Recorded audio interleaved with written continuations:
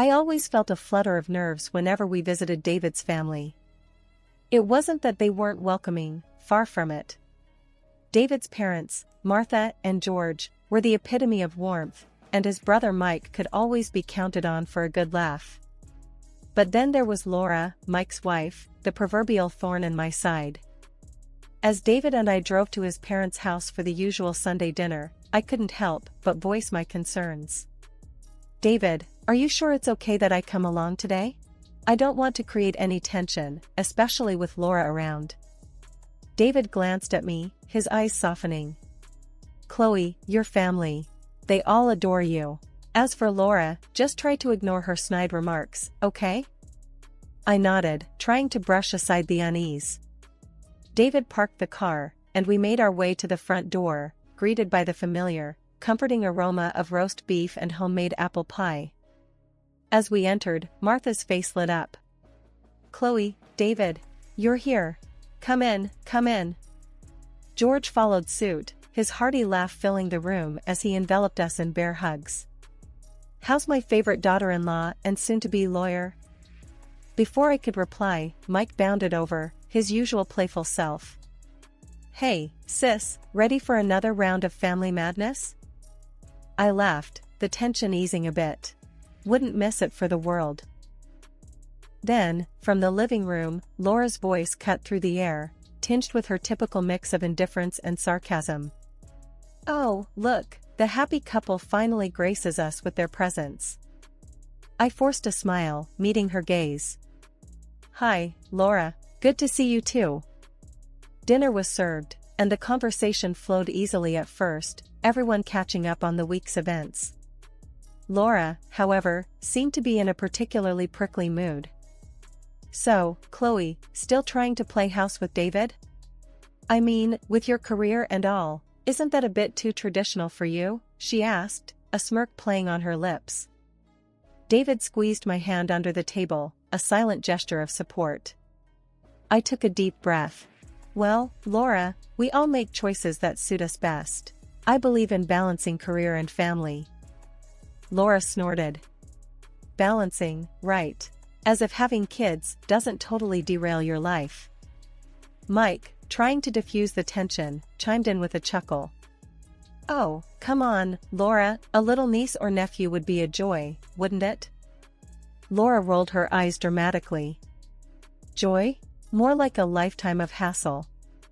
But hey, if Chloe wants to pop out a few kids and live the suburban dream, who am I to judge?" I could feel the temperature in the room drop a few degrees. George, ever the peacemaker, attempted to steer the conversation elsewhere. "So, David, how's that new project going at work? You were telling me about it last week." David launched into a description of his latest venture, but I could barely focus. Laura's comments had struck a nerve, and I spent the rest of the meal in a daze. It was a cool autumn evening, and the family had gathered at Martha and George's for dinner. This time, the air was filled with an extra buzz of excitement. David and I had a special announcement to make, and I was both nervous and thrilled. As we sat around the dinner table laden with Martha's famous pot roast and mashed potatoes, I exchanged a glance with David. He gave me an encouraging nod. It was now or never. Everyone, we have some news," I began, my voice slightly trembling. All eyes turned to us. Martha leaned forward, her expression expectant. "What is it, dear?" David took my hand, beaming. "We're expecting a baby." There was a moment of stunned silence, then the room erupted in cheers and congratulations. Martha and George were beaming. "Oh, my goodness! That's wonderful news!" Martha exclaimed, getting up to hug us. George clapped David on the back. "Congratulations, son. I'm so proud of you both." Mike hooped, his grin wide. "I'm going to be an uncle. That's awesome." Amidst the joy and excitement, Laura sat back, a smirk playing on her lips. "A baby, huh? Well, that's going to be a handful. Good luck with that."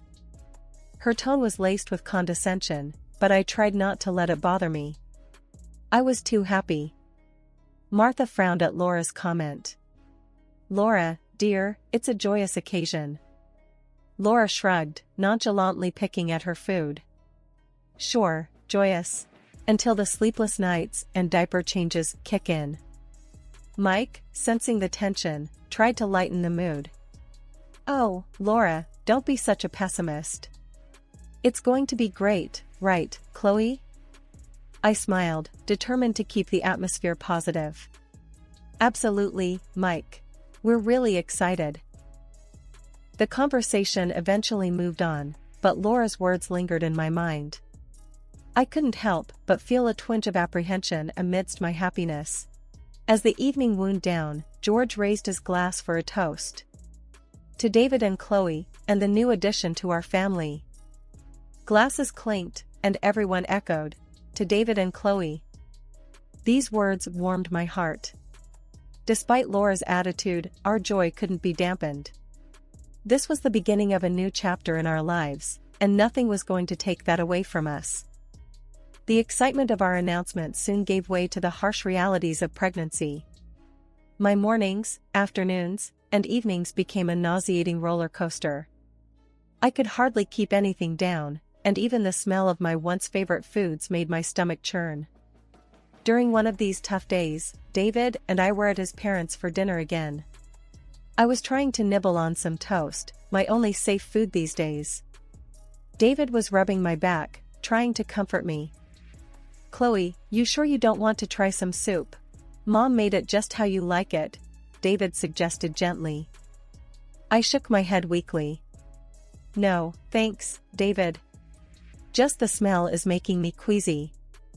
Martha looked at me with concern. Poor dear, this pregnancy seems to be really taking a toll on you. Laura, who had been watching with a disinterested look, chimed in with her usual lack of empathy. Well, what did you expect, Chloe? Pregnancy isn't a walk in the park. You wanted a baby, so now deal with it. I clenched my jaw, trying to maintain my composure. David's expression hardened. Laura, that's enough. Can't you see she's struggling? Laura rolled her eyes. Oh please, David. I'm just stating the facts. She should have thought about this before. George, trying to defuse the situation, interjected. Laura, let's keep the dinner pleasant, please. Mike, who had been silent, finally spoke up, his tone a mix of annoyance and concern. Laura, can't you just lay off for once? Chloe's doing her best. Laura scoffed, pushing her chair back. I'm just being realistic. You all are just babying her. In my opinion, she's just overreacting. It's just a little morning sickness. I felt a tear slip down my cheek, the stress and hormones getting the better of me. David stood up, his chair scraping back loudly. That's it. We're leaving. Chloe doesn't need this right now. As David helped me up, Martha came over, her eyes filled with apology. I'm so sorry, Chloe. Don't mind Laura, dear. We said our goodbyes quickly, and I couldn't help but feel a mix of relief and sadness as we left. The car ride home was quiet, the tension from dinner lingering in the air. As we drove home, I couldn't shake off Laura's words. They echoed in my mind, amplifying my fears and insecurities. But deep down, I knew I had to stay strong, for the sake of our baby. The day finally arrived when David and I welcomed our son, Ethan, into the world. It was a moment of pure joy, overshadowing all the hardships of the past months.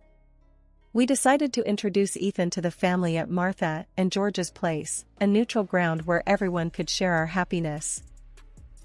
As we entered the house, Ethan cradled in my arms, the family's reactions were everything I hoped for. Martha's eyes lit up, and George's broad smile was like a beacon of warmth. Mike was practically bouncing with excitement. Oh, my stars, he's just perfect. Martha cooed, gently touching Ethan's tiny hand. George leaned in, his voice gentle. Welcome to the world, little fella. Mike was next, his voice full of awe. Hey there, little guy. I'm your Uncle Mike. Ready to cause some trouble together? Their reactions filled my heart to the brim. But then, there was Laura. She hung back, a sour expression on her face. When she finally approached, her words were like a cold splash of water. Well, that's a baby, all right. Kinda looks a bit weird, though. All red and wrinkly. The room went silent. Martha's face turned into a frown, and George's eyes narrowed. David's arm instinctively tightened around me. Excuse me? Martha said, her tone icy. What did you just say about my grandson? Laura shrugged, her voice dripping with disdain. I'm just saying, he's not exactly cute, is he? Looks kind of scary to me. I felt a sting at her words, and David stepped in, his voice tight. That's enough, Laura. If you can't say anything nice, don't say anything at all. Mike looked at Laura, disbelief written all over his face. Laura, what's wrong with you? That's your nephew.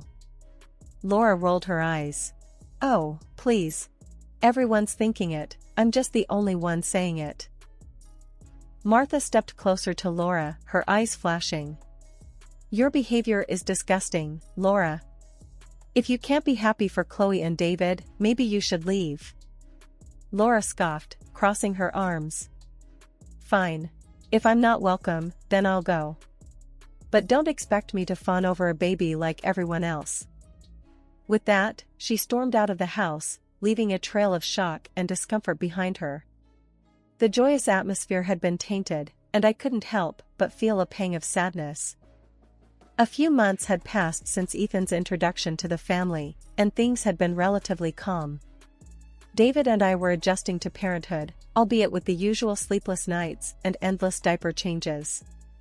That sense of normalcy was shattered one afternoon when Laura unexpectedly showed up at our doorstep. I opened the door to find her standing there, an odd, frantic look in her eyes. Laura? What are you doing here? I asked, surprised. Chloe, I need a favor, a big one. She blurted out, her voice tinged with desperation. I was wary but curious.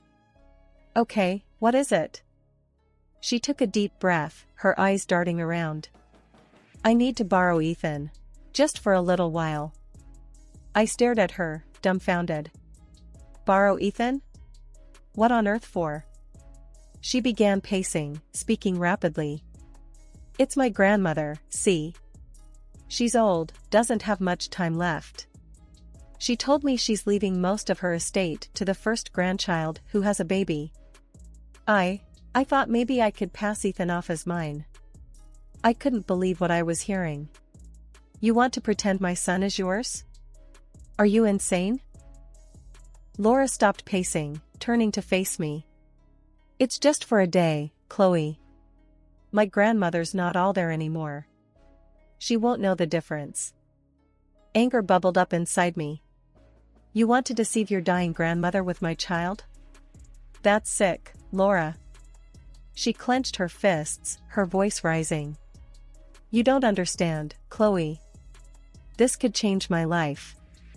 It's a lot of money we're talking about. I shook my head, disbelief and anger mingling. I don't care how much money it is. I'm not going to help you lie, especially not with my baby. Laura's face contorted with frustration. You're being selfish, Chloe. You have no idea what I'm going through.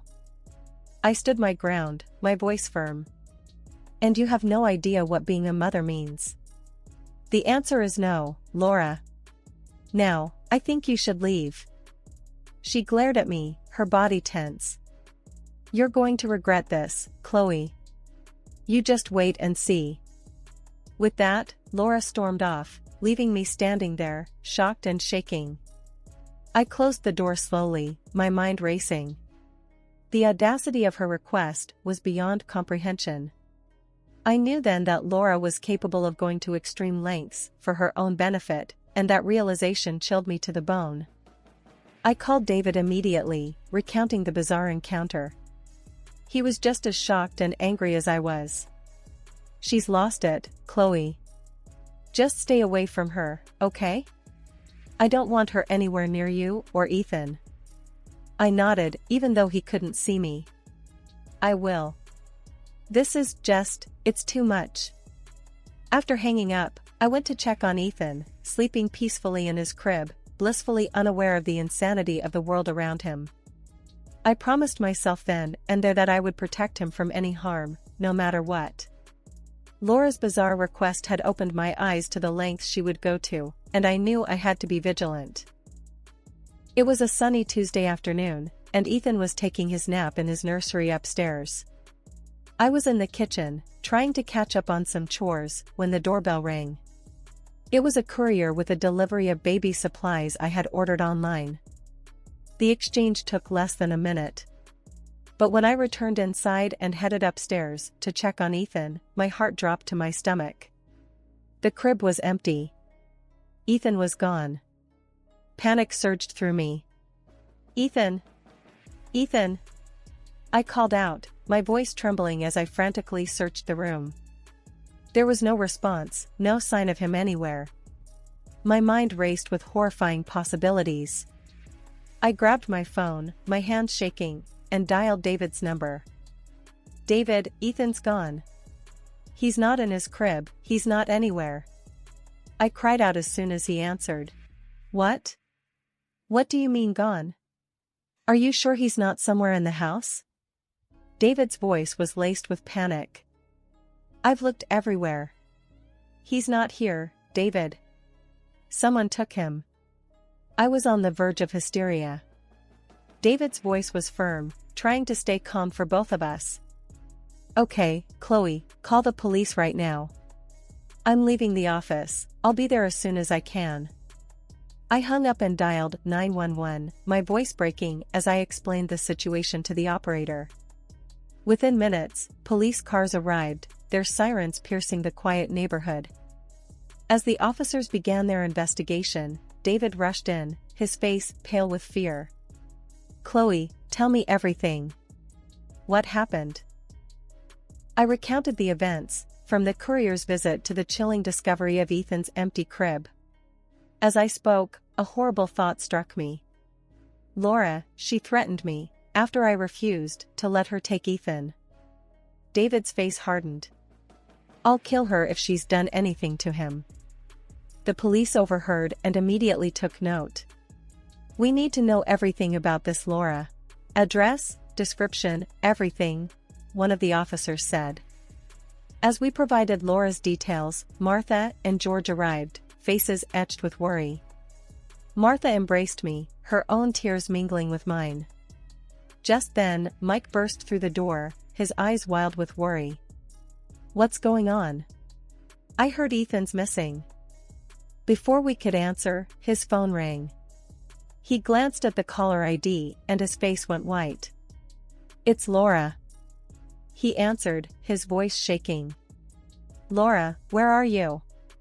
Do you know anything about Ethan? The room fell silent, everyone's eyes on Mike. He listened for a moment, his expression turning from worry to shock and then to anger. You did what? Laura, how could you? He hung up, his body trembling with rage. She took him. She's at her grandmother's, trying to pass Ethan off as her own. The police officer sprang into action, coordinating with their team to track Laura down. David held me close, his body rigid with anger and fear. David, Mike, and I were in a state of high alert as we drove to Laura's grandmother's house. The tension in the car was palpable, each of us lost in our own turmoil of anger and worry. As we approached the house, my heart pounded against my chest, a mix of fear and desperate hope. Mike was on his phone, coordinating with the police. They're on their way. We just need to keep her there until they arrive. We pulled up to the house, and without a second thought, we rushed inside. The scene that greeted us was surreal. Laura was there, holding Ethan in her arms, cooing at him as if he were her own. Her grandmother, a frail, confused-looking woman, was watching them with a faint smile. The moment Laura saw us, her face went white. What are you doing here? she stammered, clutching Ethan closer. "Give me my son, Laura," I shouted, my voice filled with a mixture of rage and relief at seeing Ethan. David was right beside me, his eyes fixed on Ethan. "You're done, Laura. The police are on their way." Laura's grandmother looked around, confusion written all over her face. "What's going on? Laura, who are these people?" Before Laura could respond, Mike stepped forward, his voice filled with disgust. "These are Ethan's real parents, Grandma." Laura took him, pretending he was hers. The old woman's eyes widened in shock. "What? Laura, is this true?" Laura's facade finally crumbled. Tears started streaming down her face. "I just wanted the inheritance, Grandma. I didn't think it would go this far." Her grandmother shook her head, disappointment etched on her face. "Laura, how could you? This is unforgivable." By now, Ethan had started to fuss, sensing the tension. I reached out, and Laura, defeated, handed him over to me. Holding Ethan close, feeling his warmth and hearing his familiar sounds, was the most comforting feeling in the world after the terror of the last few hours. "You're sick, Laura," David said, his voice cold. "You need help." Laura was sobbing now, her body shaking. "I'm sorry, I'm so sorry. I didn't mean to hurt anyone." Just then, the police arrived, their presence filling the room. They immediately went to Laura, reading her rights as they handcuffed her. As we left Laura's grandmother's house, the police leading Laura away, a wave of relief washed over me. Ethan was safe in my arms, unharmed by the ordeal. In the weeks that followed, our lives were a whirlwind of police statements and court dates. The reality of what Laura had done was sinking in, not just for us, but for the entire family. David and I were sitting in the living room one evening after putting Ethan to bed, the silence between us filled with unspoken thoughts. David finally broke the silence. "Chloe, I can't believe she's actually going to jail for this." I nodded, still processing everything. "I know. It's just, I feel so betrayed, David. She was family." David reached for my hand, giving it a reassuring squeeze. "She crossed a line, Chloe. What she did was unforgivable. But we need to focus on moving forward, for Ethan's sake." The trial had been swift. Laura's actions were indefensible, and she was sentenced to several years in prison for kidnapping.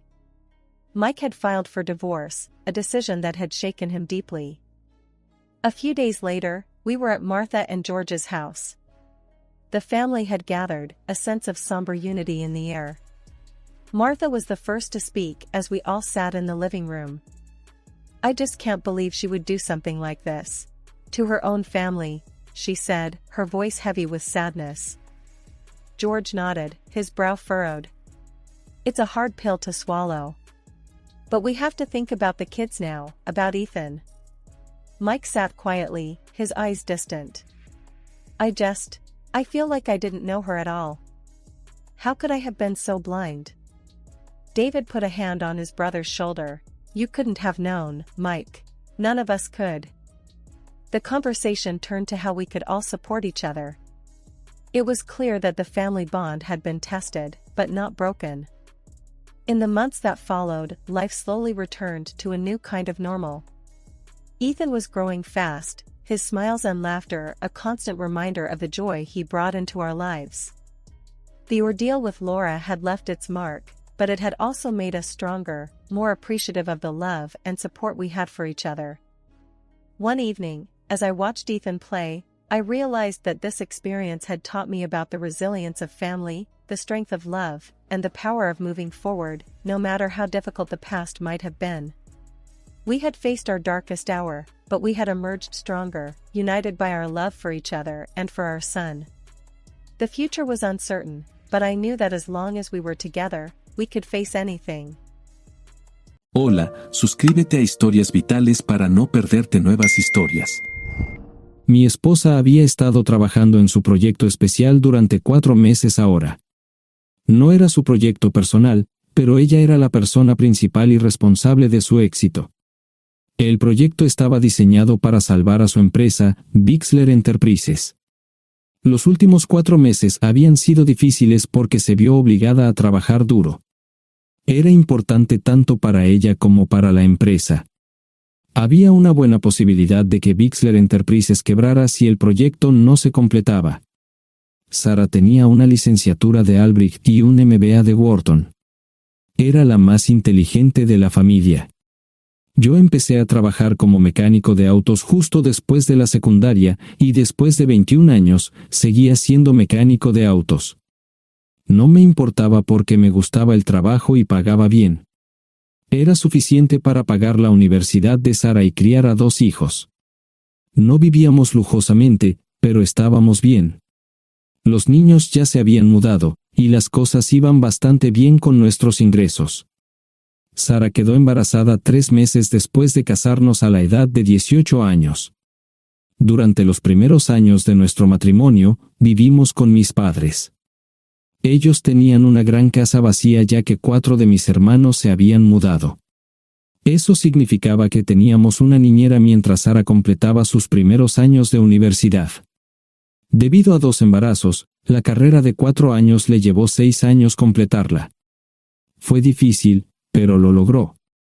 Siempre tuve trabajo y nunca me faltó trabajo extra si lo necesitaba. Después de que Sara se graduó de Wharton, alquilamos nuestro propio lugar.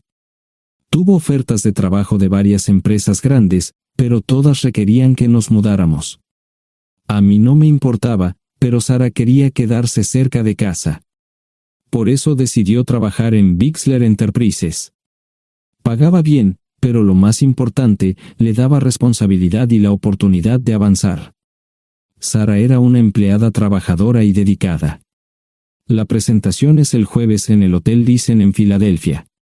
Tomé unos días libres en el trabajo para ayudarla según fuera necesario. Al final, todo lo que logré fue hacerle algo de comer cuando llegaba a casa. No sabía nada sobre su trabajo, ni tampoco quería saber, los negocios corporativos de alto nivel me aburrían. Empresarios de Europa, Asia y América del Sur venían aquí, la empresa pagaba sus boletos de avión y proporcionaba habitaciones en el Hotel Thyssen mientras estaban aquí. Era caro como el infierno, y por algunas cosas que Sara había dicho, la empresa estaba sobreestimando sus finanzas. Su presentación era importante para ella, para la empresa y para más de 200 empleados. Hasta el martes por la noche, todo iba bien. Sara llegó a casa con un traje nuevo, un traje gris con una blusa blanca. Desplegó todo lo que necesitaba en la cama de la habitación de invitados. Cuando se trataba de la limpieza de la casa, ella era normal, pero cuando se trataba del trabajo, era meticulosa. No entendía por qué necesitaba sacar su ropa interior de lujo, pero no dije nada. Además de su traje para la presentación, tenía varios vestidos de cóctel lindos para eventos sociales antes y después del evento. Siempre había evitado tales eventos, pero me sentía obligado a ir con ella si ella quería que lo hiciera. Me agradeció la oferta, pero dijo que no era necesario. Todos los materiales y equipos que necesitaba estaban guardados ordenadamente en el maletero de su Volvo. Antes de salir del trabajo, ella misma conducía el coche para asegurarse de que todo estuviera en perfectas condiciones. Tenía todo el día miércoles para prepararse y toda la noche del miércoles para socializar con sus invitados. Sara era tan buena en lo que hacía que sentía que habría sido mejor si simplemente me hubiera mantenido alejado de ella. Finalmente, había terminado. Lo había revisado y vuelto a revisar todo. Todo lo que necesitaba ahora era una ducha caliente y una buena noche de sueño. Supongo que mi error fue que empecé a revisar sus cosas después de que Sara comenzara a ducharse. Pensé que estaba ayudando, pero resultó ser lo contrario. Estaba moviendo cosas en la cama cuando un pequeño sobre blanco cayó del bolsillo lateral de su bolso de maquillaje. Una carta de una farmacia, pero no del tipo que solemos usar. Dentro había 10 pastillas. No tenía idea de qué era, Pren, y las instrucciones eran confusas. Si es necesario, tomar una pastilla y luego una segunda pastilla 12 horas después. Pensé que podría ser algo que ella había conseguido para la ansiedad o los nervios, pero las instrucciones no tenían sentido. La receta estaba escrita a su nombre el lunes. Volví a poner el sobre en su lugar mientras ella terminaba de ducharse. Decidí que quería saber más sobre Pren antes de contarle sobre ello. Por supuesto, si lo mencionaba, significaría que estaba revisando sus cosas. Odio los dilemas. Mientras Sara se preparaba para dormir, fui a nuestro ordenador doméstico y busqué. 10 minutos después, me uní a mi esposa bajo las sábanas. Pasé toda la noche despierto, preguntándome por qué mi esposa había recogido una receta para la píldora del día después, especialmente después de que me hicieran una vasectomía hace 10 años. A la mañana siguiente, me levanté temprano, pero no estaba descansado. Di un largo paseo, esperando que despejara mi mente. Me dirigí hacia casa con reticencia, temiendo lo que podría hacer o decir cuando llegara allí. Mi hijo Joe se unió a la Marina después de la escuela secundaria y estaba en su primer año en San Diego. Nuestra hija Gloria se casó con su amor de la infancia el año pasado y acababa de mudarse a Dallas. Eso dejaba solo a Sara y a mí. Echaba de menos a los niños, pero esperaba envejecer con mi esposa. Ella era la única mujer que me había interesado, y ahora todo estaba. Si Sara estaba teniendo una aventura, lo ocultaba bien. Por supuesto, nunca la vigilé. Nunca miré sus correos electrónicos o llamadas telefónicas. No tenía razones para hacerlo. No tenía forma de saber qué estaba haciendo en el trabajo o después del trabajo. Confiaba en ella completamente. Ion, ¿dónde demonios has estado? ¿Quieres huevos o algo? No, solo café. No me sentía con muchas ganas de hablar. ¿Qué pasa, cariño? Solo son 3 días. Puedes venir si quieres, pero te aburrirás como una ostra. No, realmente no quiero ir, pero odio dejarte sola. Me preocupo cuando no estás aquí. Es muy dulce, querido, pero estará bien. No voy a salir del hotel en todo este tiempo. Pasaré la mayor parte del día asegurándome de que la sala de conferencias esté lista, y esta noche tendré una agradable charla con nuestros posibles clientes. Mañana, probablemente ni siquiera tendré la oportunidad de ir al baño. Llegaré a casa lo más temprano posible el viernes, te prometo un gran fin de semana si sabes a lo que me refiero. Todo eso suena bien, pero no puedes culparme por preocuparme. Soy un mecánico de autos, y tengo una esposa hermosa y exitosa. A veces tengo la sensación de que estás menos interesada en mejorar nuestra situación familiar que en avanzar en tu carrera. Detente, maldita sea, Ion. Siempre he respetado lo que haces para ganarte la vida y nunca he insinuado lo contrario. Criaste a 2 grandes niños y me pusiste a través de la universidad. Eres un gran esposo, un gran padre y un buen proveedor, y nunca olvides eso. Terminé mi café mientras ella recogía la mesa. ¿Quieres que te llame? No, no es una buena idea. Tendré el móvil apagado, y voy a apagar el teléfono de la habitación por la noche para poder dormir. Te llamaré siempre que pueda. La ayudé a cargar el coche, era tan meticulosa con eso como con todo lo demás. Trabajando, le llevaría 3 horas llegar al Hotel Dicen. Me quedé en el porche y la vi marcharse. No me molesté en preguntarle por las pastillas. Pasé el resto de la mañana en el porche. No recuerdo haberme preocupado tanto como ahora. Me sentía pequeño e insignificante. Me sentía fuera de mi liga. Era un tipo de pueblo con un trabajo mediocre y una esposa exitosa. Era una combinación equivocada. Debería haberlo notado antes. Me sentía estúpido. El mejor traje que tenía era una chaqueta azul y un par de pantalones. Al menos tenía algunas corbatas, aunque tenían 10 años de antigüedad.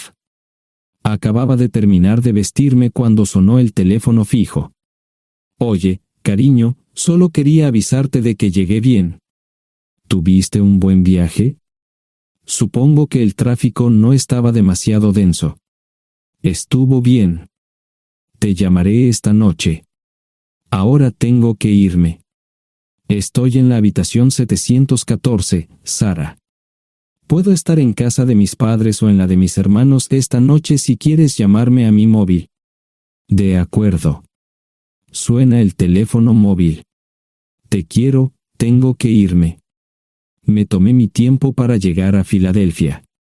No fui directo al Lisen, primero me detuve y compré un filete con queso. Prometí hacer una larga noche. No estaba seguro de qué iba a hacer. Estacioné en el garaje del hotel y simplemente esperé. Tarde o temprano, tenía que entrar en el hotel. Simplemente no podía decidir cuándo hacerlo.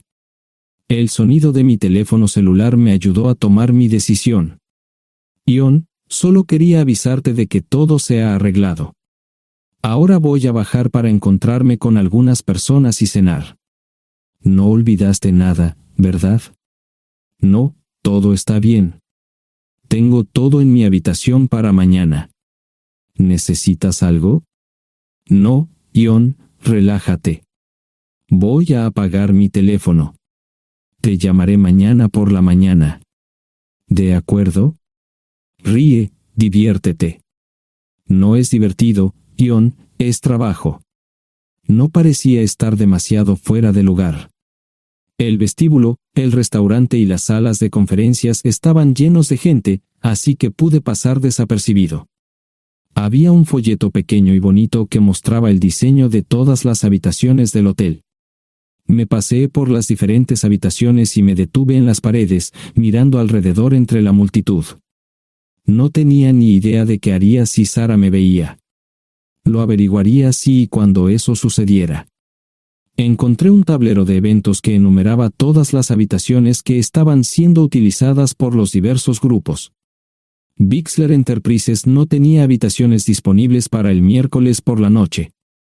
Esto me pareció interesante. Sara había dicho que no iba a salir del hotel, pero ahora no estaba tan seguro de eso. Había 3 comedores, familiar, informal y de alta cocina. A Sara no le gustaba mucho cenar con niños, así que fui primero al comedor informal. Solo me llevó 5 minutos asegurarme de que no estaba allí. Tuve mejor suerte en el salón gourmet, era una acogedora mesita encajada en la esquina, el tipo de mesa que la gente reserva para tener un encuentro privado. Sara llevaba un vestido de cóctel negro con un escote pronunciado y perlas, se veía elegante y su acompañante parecía apreciarlo. Conocía a algunas personas con las que trabajaba Sara, y él no era una de ellas. Me resultaba familiar, pero no había forma de que pudiera recordarlo. Había muchas sillas libres, así que no tuve problemas para cruzar la sala. Había velas y pequeños candelabros de cristal en las mesas. Apagué la mía y le dije al camarero que me molestaba por el glaucoma. Pedí el plato de pollo de siempre y me acomodé.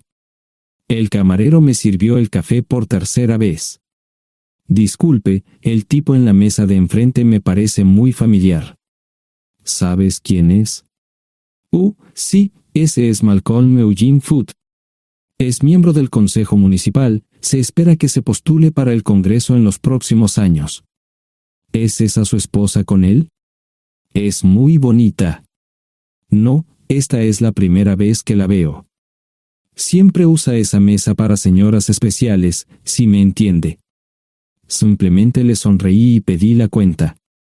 Nunca había visto a Sara tan sensual con un hombre antes. Parecía captar cada palabra que decía, como si fuera Dios o algo así. No estaban haciendo nada inapropiado, pero tampoco era platónico ni profesional. Cuando me fui, estaban terminando su segunda botella de vino. Ahora entendía por qué se había llevado su lencería elegante. Me acomodé en una esquina del vestíbulo para que no me vieran. 10 minutos después, salieron del restaurante. Ella le tomaba la mano mientras caminaban por el vestíbulo hacia el ascensor. Observé cuidadosamente los indicadores de piso, que el ascensor se detuviera en el tercer piso era una buena señal, significaba que no lo había llevado a su habitación.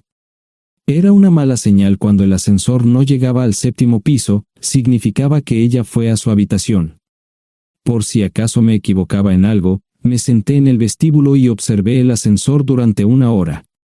La gente entraba y salía, pero Sara no estaba entre ellos. Saqué mi maleta vacía del coche y me dirigí al mostrador de recepción. Aunque podía demostrar que era su esposo, me costó trabajo conseguir una tarjeta llave. Se dieron después de llamar a la habitación, pero nadie respondió. Finalmente, estaba en camino a la habitación 714 con la tarjeta llave. Ni siquiera encendí las luces al principio, simplemente me senté en la oscuridad de la habitación durante más de 1 hora. No fue difícil asegurarme de que no regresara a la habitación. Primero, empacé todas sus ropas y pertenencias personales. No dejé nada atrás. Revisé el paquete de Preven, todavía quedaban 10 pastillas en el tocador. De manera muy ordenada, estaban todos los artículos que necesitaría para su presentación al día siguiente. Comencé a llenar la maleta. Había 24 carpetas promocionales especialmente encuadernadas y otras 20 carpetas regulares, todas ellas fueron a la maleta. Un proyector digital fue lo siguiente, seguido de una computadora portátil. Tomé su bolso y su celular, que había dejado en la habitación. Todo lo que tenía consigo era un bolso de mano y probablemente un tubo de lápiz labial. Di una vuelta por la habitación tan cuidadosamente como lo hizo ella para asegurarme de no perder nada. Una vez satisfecho, dejé las llaves del coche y mi anillo de bodas en el tocador. Aparte de esos 2 objetos, la habitación estaba completamente vacía. El ascensor se dirigió directamente al estacionamiento, no tuve problemas para llevar 2 maletas, y 20 minutos después, estaba en la autopista rumbo al norte. Pasaban las 3 de la madrugada, no tenía idea de que había pasado tanto tiempo. 1 hora o 2 después, sonó mi teléfono celular, la identificación de llamadas mostraba el número del Listen. ¿Ion? Sí, ¿dónde estás? Estaré en casa pronto. Eso fue todo lo que dije. Hubo silencio en el otro extremo de la línea. Los vendedores tienen un viejo dicho, el primero que habla pierde. Pareció una eternidad antes de que ella hablara. Ion, lo siento. No preguntó nada y simplemente colgó. Apagué mi teléfono, era obvio que había regresado a su habitación. Más tarde ese día, tenía que dar una presentación que salvaría a su empresa y le daría un ascenso. Metí las maletas en el desván del garaje. Sara nunca iba allí y nunca pensó en buscar algo allí. Por supuesto, en este punto, estoy bastante seguro de que no importaba.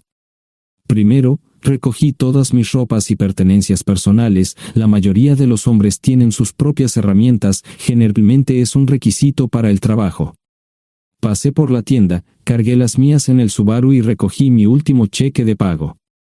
Para entonces, los bancos ya estaban abiertos, no tuve que hacer ninguna manipulación financiera complicada. Simplemente retiré todo el dinero de mis cuentas. Almorcé en Hagerstown, Maryland. Tenía suficiente dinero para vivir durante unos años, pero sabía que estaría buscando trabajo muy pronto.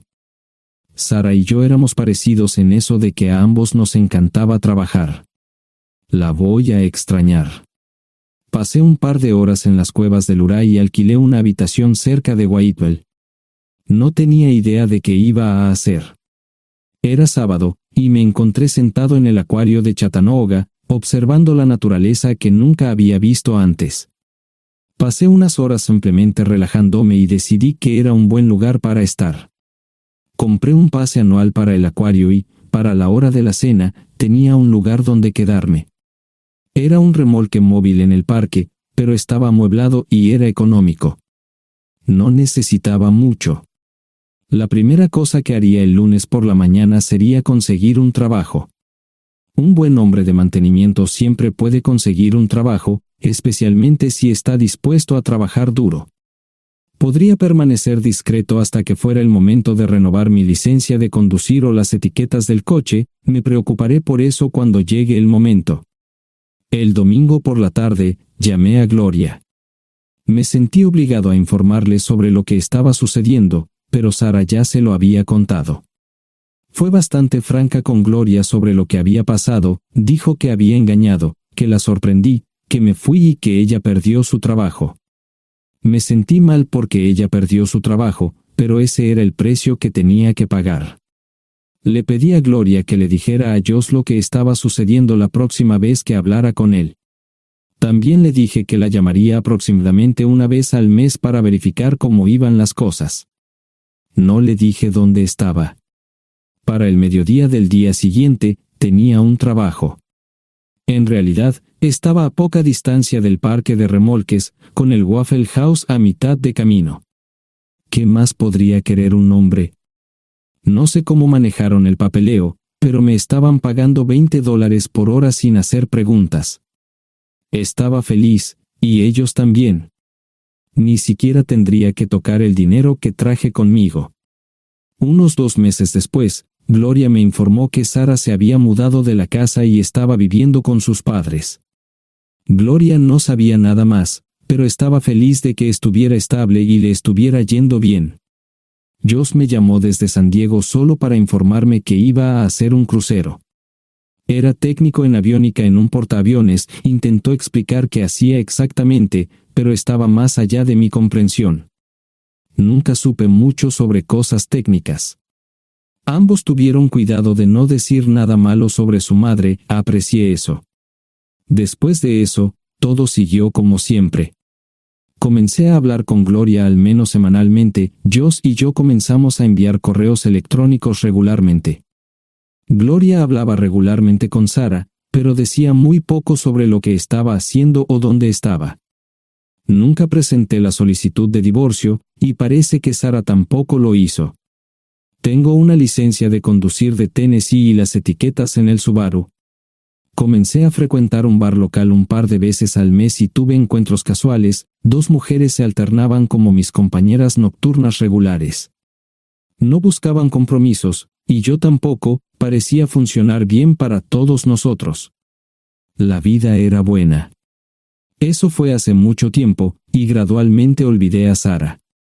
Con el tiempo, el Subaru comenzó a darme problemas, había olvidado cuánto tiempo había pasado. Tenía más de 200,000 millas. Estaba reflexionando sobre esto con una jarra de cerveza un día cuando me di cuenta de que habían pasado casi 5 años desde que me fui de casa. Mantuve un contacto cercano con ambos hijos, Gloria ya tenía 2 hijos propios en este momento y quería que los visitara. Josh casi se casó con una mujer tailandesa, pero en el último momento, se negó. Por lo general, trabajaba 6 días a la semana y usaba el domingo para recuperarme del sábado por la noche, no había ninguna buena razón para que alguien llamara a la puerta de mi remolque a las 6 de la mañana de un viernes. Su grosería fue recompensada por un hombre medio desnudo abriendo la puerta, los calzoncillos del día son repugnantes, y la dama en la puerta, juzgando por la expresión en su rostro, estuvo de acuerdo conmigo. Ella apartó la mirada, pero su compañero no parecía impresionado. Norm habría usado pantalones, pero en un momento como este, los invitados me molestaron. Estamos buscando a John Terrell. No los conozco. Me llamo David Simmons, y esta es mi esposa Mara. Tenemos un problema y esperamos que nos puedas ayudar. Lo siento mucho, no trabajo a altas horas de la noche. Si necesitan algo relacionado con su auto, tendrán que ir a la tienda. Esto provocó varias miradas en blanco y finalmente una respuesta. No tiene nada que ver con tu trabajo, es más un problema personal. ¿Podemos entrar? El interior del remolque lucía desordenado, rara vez tenía invitados, así que rara vez lo limpiaba. Incluso mis novias insistían en que fuéramos a su lugar. Hagan como en su casa, déjenme ponerme los pantalones enseguida. Al entrar en el dormitorio, dejé la puerta abierta solo para mostrarles lo hospitalario que soy. También me puse una camisa. ¿Les gustaría tomar café? Solo tomará unos 10 minutos. Aparté algunas cosas del sofá para que pudieran sentarse, no hubo respuesta a la pregunta del café. Tenemos una hija adoptiva de 4 años y otra de 2 que necesita un trasplante de médula ósea, y esperamos que nos puedas ayudar. Estamos dispuestos a pagarte si es necesario. ¿Con mi médula ósea? No, queremos usarla y estamos dispuestos a compensarte por cualquier inconveniente. Creo que quieren comprarla. Estaba actuando como un listillo, y de repente me di cuenta de ello. Estas personas eran serias, tenían un problema real y estaban buscando ayuda. Lo siento mucho, no quise interrumpir. Por favor, continúen. Nuestra mejor oportunidad de encontrar un donante es un familiar cercano. Eres nuestra mejor esperanza. Mira esto. No quiero ser un grosero, pero creo que se equivocaron de persona. ¿Cuándo nació su hija? Cumplirá 5 años en julio. Marge Simmons habló por primera vez, y sonó sincera. Odio ser el portador de malas noticias, pero me hice una vasectomía hace 15 años. No hay forma de que pueda ser su padre. ¿Por qué tu nombre estaba en el certificado de nacimiento? No puedo responder eso, tal vez deberían preguntarle a su madre. Esa afirmación fue recibida con silencio. Sentí pena por estas personas, pero no sabía cómo ayudarles. ¿Cuál es el nombre de la madre? Sarah Lise Terrell. No encontraba las palabras. Tal vez no debería haber tomado esas malditas pastillas de ella, por supuesto, entonces esas personas no tendrían una hija en absoluto. Todo lo que pensaba que había superado el dolor, y aquí está de nuevo, viejos recuerdos de mi esposa teniendo relaciones sexuales con ese maldito político de Filadelfia. Estaba empezando a olvidarlo todo, y ahora estaba de vuelta. Maldita sea. Ahora entiendo y pido disculpas por mi grosería e insensibilidad. Haré todo lo que esté en mi poder para ayudarles. En primer lugar, porque no puede Sara hacerse un trasplante de médula ósea. Médicamente, no puede. ¿Por qué no? Es madre, tiene que ser una donante adecuada. Ella es una donante adecuada, pero está demasiado enferma. Los médicos se negaron siquiera a considerar utilizarla. ¿Enferma de qué? Está muriendo de insuficiencia hepática. Le quedan menos de 6 meses de vida. Esto no tiene sentido. Siempre ha estado perfectamente sana. Además, no creo que un hígado enfermo le impida donar médula ósea. El hospital no aceptará su firma en el formulario de consentimiento. ¿Estás diciendo que hay algo mal en su cabeza? Ambos me miraron en silencio, sabían la respuesta, pero no querían decirlo. En ese momento, no quería que se sintieran aún más incómodos. Hace 10 minutos, no me importaban, pero ahora sentía que tenía que protegerlos y ayudarlos. ¿Cómo sucedió esto? ¿Podría alguno de mis hijos ayudar? Quizás, pero pensamos que eras nuestra mejor esperanza. ¿Por qué no van tras su padre, su verdadero padre? Pensamos que eras tú. No tenemos ni idea de quién más podría ser. Sara no nos dijo nada sobre otro posible padre. De hecho, ella no estaba en condiciones de explicar nada, agregó Mara.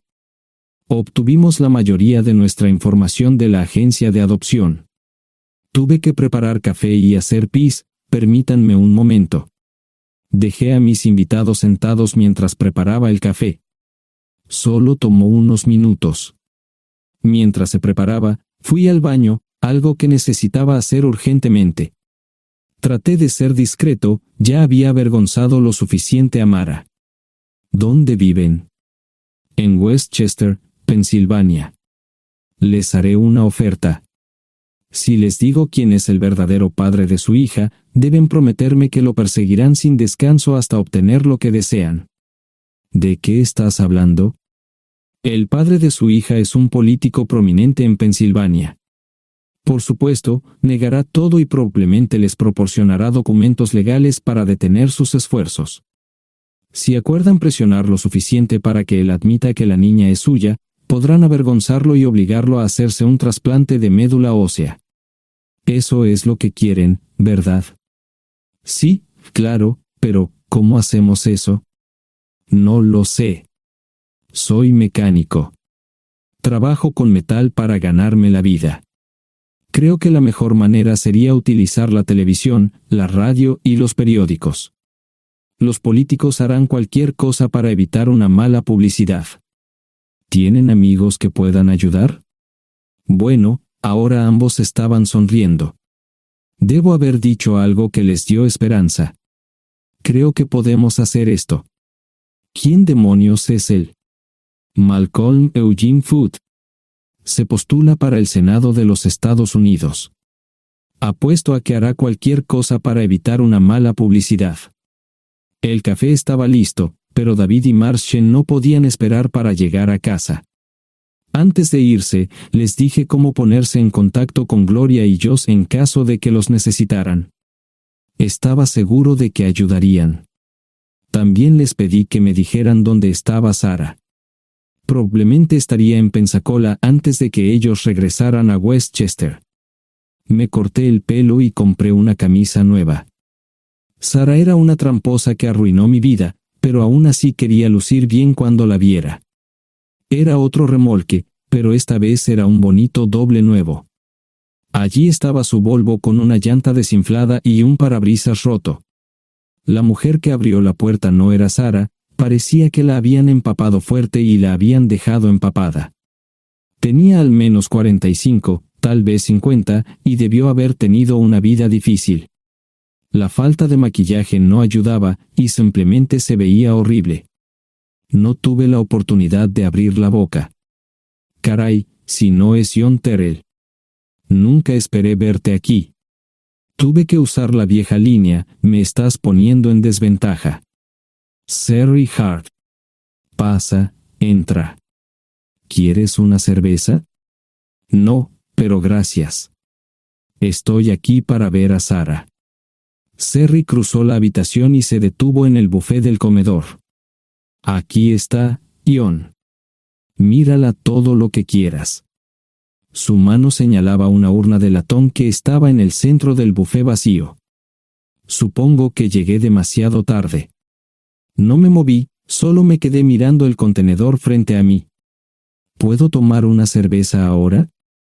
Sarah se mudó a Pensacola después de dar a su bebé en adopción. Compró el remolque con el dinero que recibió de Bixler Enterprises después de que la despidieron. Tenía una participación en las ganancias, 401k, y vacaciones y días de enfermedad. Eventualmente, consiguió un trabajo en una fábrica local de prendas de vestir donde trabajaba en el departamento de envíos. Allí fue donde conoció a Sherry. Sherry alquilaba una habitación de Sarah. Cada centavo que Sarah ganaba iba para el alcohol. Empezó con vino y gradualmente pasó a bebidas más fuertes, las más baratas. Eventualmente, perdió su trabajo debido a su alcoholismo y se vio obligada a usar sus ahorros. Nunca salió con nadie ni salió a ningún lado. Sherry se quedó con ella, pagó sus servicios públicos y compró alimentos que Sarah no comía. Le llevó más de 3 años quitarse la vida. Increíblemente, ella tenía un testamento y me dejó un doble remolque y un Volvo. Sherry explicó que Sarah estaba tan angustiada por lo que había hecho que simplemente se rindió. No intentó evitar el embarazo ni siquiera terminarlo. La adopción se había arreglado meses antes de que naciera el bebé. Nunca volvió a trabajar, excepto en los trabajos clandestinos que hacía mal. Sherry dijo que Sarah no parecía tener ambición ni propósito en la vida. Sarah hablaba mucho de mí pero tenía miedo de intentar contactarme. Gloria le dio mi número, pero nunca me llamó. Era como si su aventura de una noche la hubiera lastimado más a ella que a mí. Estuve allí durante 2 semanas y luego vendí el remolque de Sherry por $1 y obtuve $3,000 por el Volvo. 2 días después, estaba en Westchester visitando a mis nuevos amigos David y Marshall. Malcolm Eugene Foote resistió al principio, pero David y Marshall lo presionaron hasta que cedió. Insistió en pruebas de ADN, que demostraron que era el padre. Para salvar la cara, más o menos lo obligaron a someterse a un trasplante de médula ósea, que fue exitoso. La carrera política y la vida familiar de Malcolm no dejaron una impresión favorable. Su caída en las encuestas fue tan rápida que el partido lo reemplazó por otro candidato unos meses antes de las elecciones. Su esposa solicitó el divorcio y fue muy pública al respecto. Sara y yo estamos viajando ahora a Dallas para ver a Gloria y a mis nietos. No sé cuánto tiempo mantendré a Sara conmigo, probablemente hasta que tenga a alguien.